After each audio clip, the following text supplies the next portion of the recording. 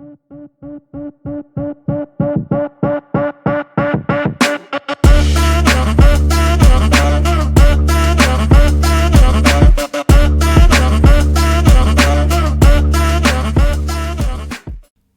and welcome to Exothermic Plays Games. I'm Exothermic and the date today is Sunday, February 18th, 2024. That means it's the 49th day of ranking my favorite video games through each day of the year.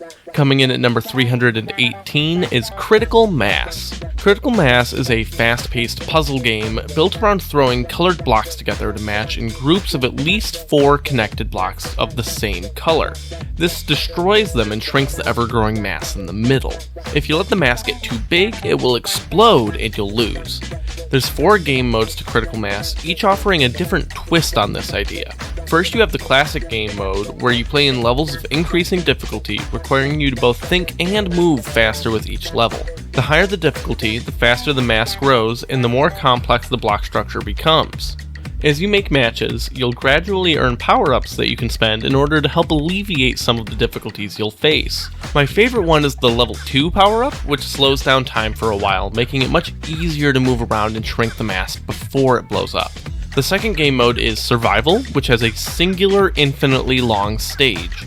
Unlike in Classic, you don't get power-ups, and instead of clearing the blocks entirely until the mass is all gone, every time you clear the blocks, more spawn to replace some of them. At fixed intervals, you'll level up and the mass will shrink again, to make up for some of the amount of blocks that got added from all the clearing you already did. The goal is, as the name implies, to just stay alive for as long as possible.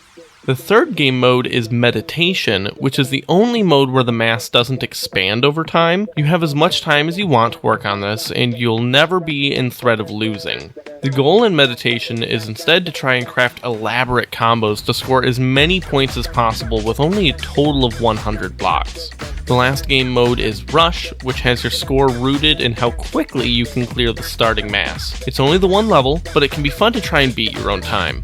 My favorite game mode is definitely Classic because it retains the quick thinking and reactions of the game while adding some extra strategy over when to use those power-ups. For being a pretty quick game that asks me to think really hard but without giving me the luxury of time to do so, Critical Mass has earned a spot on my rankings. Join me tomorrow as I talk about the 317th game on my list where I shorten the lifespan of my mouse.